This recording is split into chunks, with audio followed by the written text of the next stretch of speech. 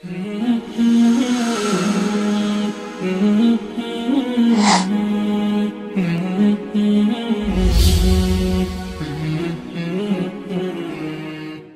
اللہ الرحمن الرحیم۔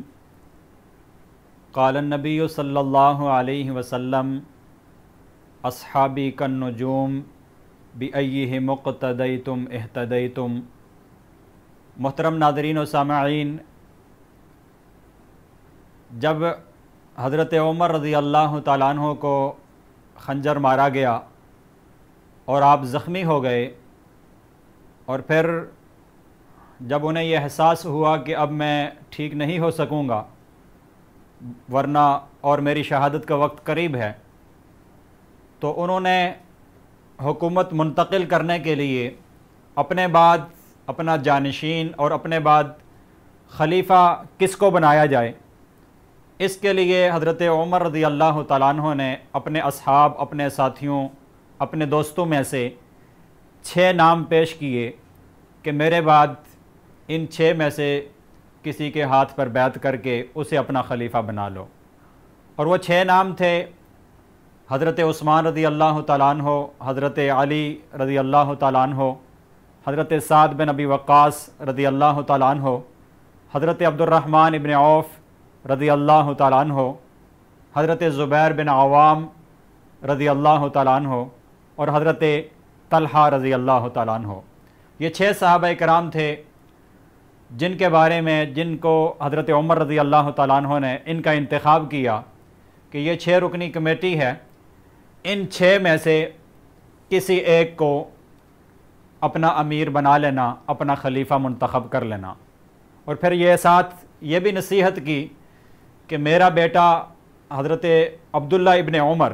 اس کو مشاورت میں تو شامل کر سکتے ہو لیکن اس کو میرے بعد خلیفہ نہیں بنانا۔ یہ حضرت عمر رضی اللہ تعالیٰ عنہ کا ایک مشورہ تھا، ان کا ایک حکم تھا کہ میرے بعد میرے بیٹے حضرت عبداللہ ابن عمر کو خلیفہ نہیں بنانا لیکن مشاورت میں اسے شامل کر سکتے ہو، اور خلیفہ اگر بنانا ہے تو ان 6 افراد میں سے کسی ایک فرد کو میرے بعد خلیفہ بنا لینا۔ حضرت عمر رضی اللہ تعالیٰ عنہ شہید ہو گئے۔ ان کی شہادت کے بعد حضرت عبد الرحمن ابن عوف رضی اللہ تعالیٰ عنہ نے اس 6 رکنی کمیٹی کے سامنے ایک بات پیش کی، ایک مشورہ پیش کیا کہ دیکھیں خلیفہ ہم 6 میں سے کسی ایک ہی کو بنانا ہے، تو خلیفہ کے انتخاب میں آسانی کے لیے یوں کر لیتے ہیں کہ ہم 6 میں سے ایک آدمی اپنا حق دوسرے کے لیے قربان کر دے، یعنی خود خلیفہ کے انتخاب سے اپنے آپ کو پیچھے کر لے اور دوسرے کے حق میں ووٹ دے دے، دوسرے کے حق میں مشورہ دے دے کہ میری بجائے اس کو خلیفہ بنایا جائے۔ تو اس سلسلے میں حضرت سعد رضی اللہ تعالیٰ عنہ نے اپنی جگہ حضرت عبد الرحمن ابن عوف رضی اللہ تعالیٰ عنہ کو خلیفہ بنانے کا مشورہ دیا، اور حضرت سعد، حضرت طلحہ اور حضرت زبیر رضی اللہ تعالیٰ عنہ نے بھی، ایک نے حضرت علی رضی اللہ تعالیٰ عنہ کے حق میں اور دوسرے نے حضرت عثمان رضی اللہ تعالیٰ عنہ کے حق میں مشورہ دیا کہ ان کو خلیفہ بنایا جائے۔ تو جب خلافت کی دوڑ میں 3 افراد بیٹھ گئے، انہوں نے خلیفہ بننے سے انکار کر دیا اور مشورہ دیا کہ ان میں سے کسی کو خلیفہ بنایا جائے، تو پیچھے رہ گئے 3 افراد: حضرت عبد الرحمن ابن عوف، حضرت علی اور حضرت عثمان رضی اللہ تعالیٰ عنہ۔ ان تینوں میں سے کسی ایک کو خلیفہ بننا تھا، تو حضرت عبد الرحمن ابن عوف رضی اللہ تعالیٰ عنہ نے ان دونوں حضرات حضرت علی رضی اللہ تعالیٰ عنہ سے بھی فرمایا اور حضرت عثمان رضی اللہ تعالیٰ عنہ سے بھی فرمایا کہ میں اگر آپ میں سے کسی شخص کو خلیفہ بناؤں تو کیا آپ اس کو خلیفہ تسلیم کریں گے؟ تو دونوں نے یہ کہا کہ بالکل تسلیم کریں گے، آپ جس کو بھی خلیفہ بنائیں گے تو ہم اس کو تسلیم کریں گے۔ پھر حضرت عبد الرحمن ابن عوف رضی اللہ تعالیٰ عنہ نے حضرت عثمان رضی اللہ تعالیٰ عنہ کے ہاتھ پر سب سے پہلے بیعت کی کہ میں آپ کو خلیفہ بناتا ہوں، اور پھر اس کے ساتھ ساتھ حضرت علی رضی اللہ تعالیٰ عنہ نے بھی حضرت عثمان رضی اللہ تعالیٰ عنہ کے ہاتھ پر بیعت کر لی، اور پھر ساتھ ساتھ سارے صحابہ کرام نے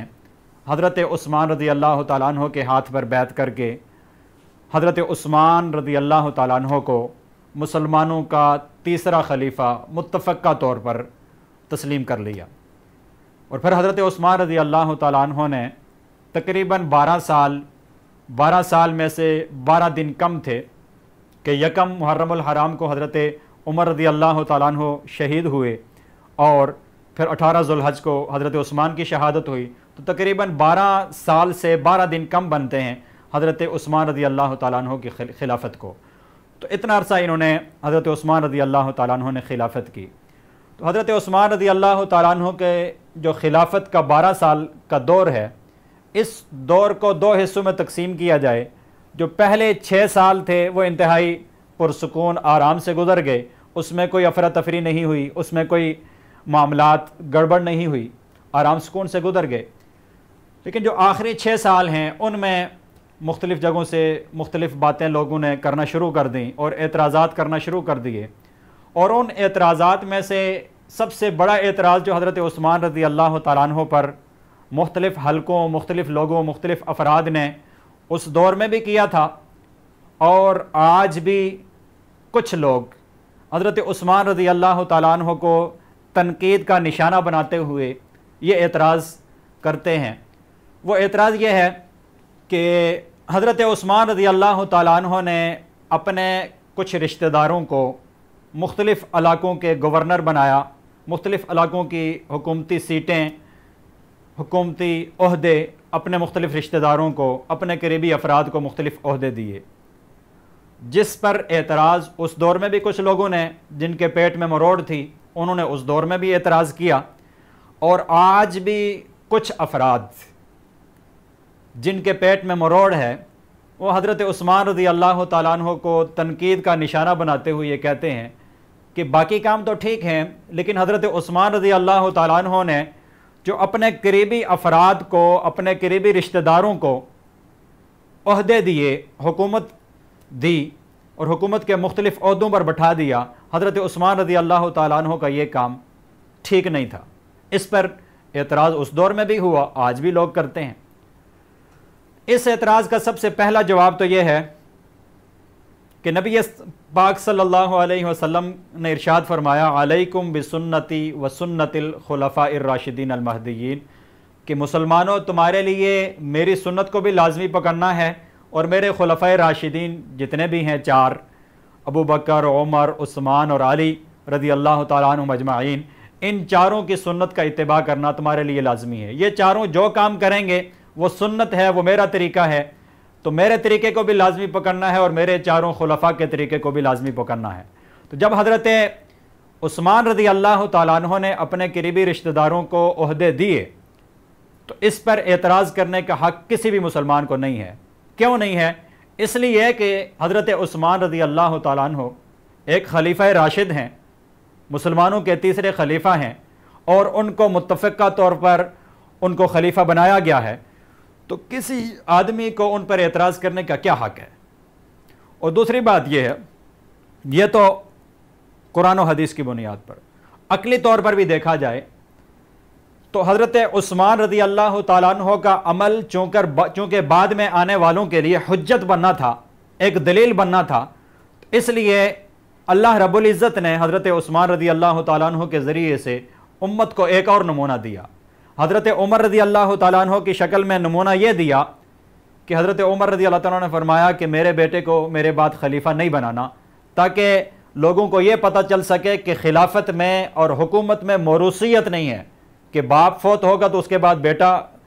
حکمران بنے گا، بیٹا فوت ہوگا تو پوتا بنے گا۔ تو اسلام میں وراثت نہیں چلتی، خلافت میں اور حکمرانی میں وراثت نہیں چلے گی۔ تو یہ حضرت عمر رضی اللہ تعالیٰ عنہ کی سنت، ان کا طریقہ تھا۔ حضرت عثمان رضی اللہ تعالیٰ عنہ نے آ کر ایک نیا طریقہ امت کو دیا کہ اگر تمہارے رشتہ داروں میں، تمہارے قریبی افراد میں جو قریبی حلقہ ہے وہ اگر اس قابل ہیں، ان کے اندر اہلیت ہے عہدے کے لیے، کوئی بھی عہدہ ہے وہ آپ ان کو دینا چاہتے ہیں، اور اس عہدے کے لیے جو شرائط ہیں، جو اہلیت ہے، جو ایبلٹی ہے، وہ ان افراد کے اندر، آپ کے رشتہ داروں کے اندر پائی جاتی ہے، تو پھر اپنے قریبی رشتہ داروں کو بھی وہ عہدہ دینا کوئی جرم نہیں ہے، آپ وہ عہدہ اپنے قریبی رشتہ داروں کو بھی دے سکتے ہیں۔ تو یہ ایک سنت تھی جو حضرت عثمان رضی اللہ تعالیٰ عنہ نے اپنے بعد میں آنے والے افراد کے لیے چھوڑی کہ اگر آپ کے قریبی افراد اہل ہیں کسی بھی عہدے کے تو ان کو عہدہ آپ دے سکتے ہیں۔ اس لیے جو آج کل لوگ اعتراض کرتے ہیں ان کے اعتراض کی کوئی حیثیت نہیں ہے جب اللہ رب العزت اور اللہ کے پاک پیغمبر صلی اللہ علیہ وسلم نے حضرت عثمان رضی اللہ تعالیٰ عنہ کو اپنی رضا کا اپنی خوشنودی کا سرٹیفکیٹ جاری کر دیا اور نبی صلی اللہ علیہ وسلم نے واضح احادیث میں حضرت عثمان رضی اللہ تعالیٰ عنہ کو جنتی قرار دے دیا، پھر کسی عام انسان اور کسی مسلمان کو یہ حق نہیں دیا جا سکتا کہ وہ حضرت عثمان رضی اللہ تعالیٰ عنہ جیسے خلیفہ راشد کے اوپر اعتراض کرے۔ اللہ رب العزت ہمیں دین کی سمجھ عطا فرمائے اور صحابہ کرام اور بالخصوص خلفۂ راشدین کا ادب و احترام کرنے کی توفیق نصیب فرمائے، اور جو انہوں نے طریقہ جو سنت انہوں نے امت تک پہنچائی ہے اس کے مطابق ہمیں بھی چلنے کی توفیق نصیب فرمائے۔ وما علینا الا البلاغ المبین۔